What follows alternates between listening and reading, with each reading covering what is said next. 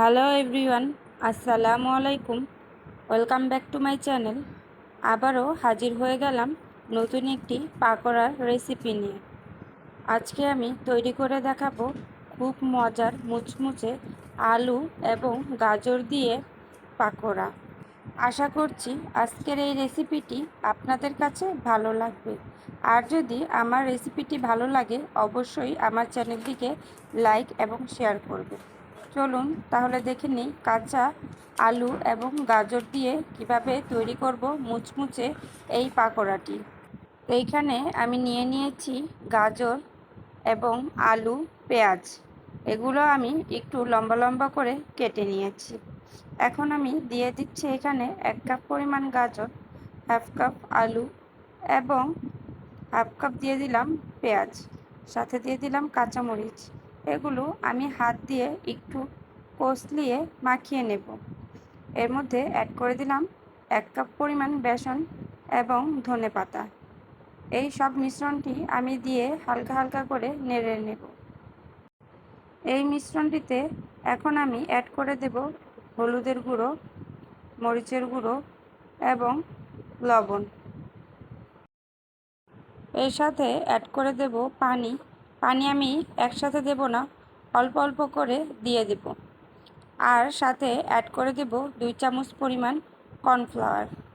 Cornflour দিলে এই পাকোড়াটি খেতে খুবই মুচমুচে হবে। এখন এই মিশ্রণটি আমি হাত দিয়ে খুব ভালো করে কিছুক্ষণ আস্তে আস্তে পানি দিয়ে মিশিয়ে নেব এবং তৈরি করে নেব।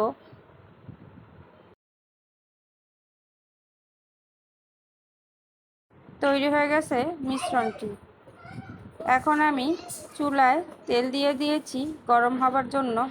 এখন আমি পাকোড়াগুলি দিয়ে দেব। বেশি বড় করা যাবে না এবং অতিরিক্ত আঁচেও ভাজা যাবে না। মিডিয়াম আঁচে আমি এই পাকোড়াগুলো ভেজে নেব।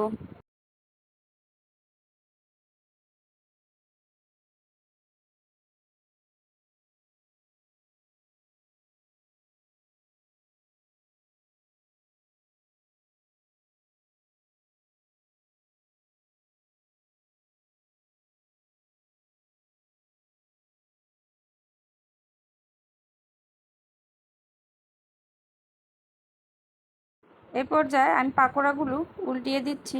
নিশ্চয়ই আপনারা দেখতে পাচ্ছেন।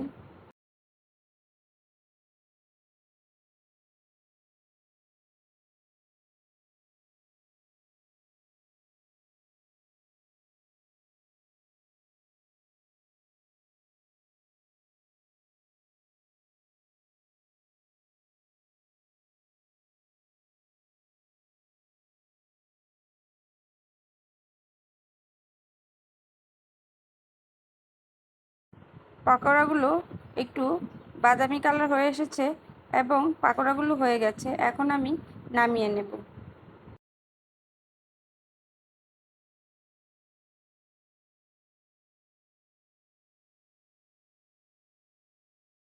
এই তো তৈরি হয়ে গেল আলু এবং গাজরের পারফেক্ট রেসিপিতে পাকোড়া। পাকোড়াটি খেতে খুবই মজার এবং কুড়মুড়েও ছিল।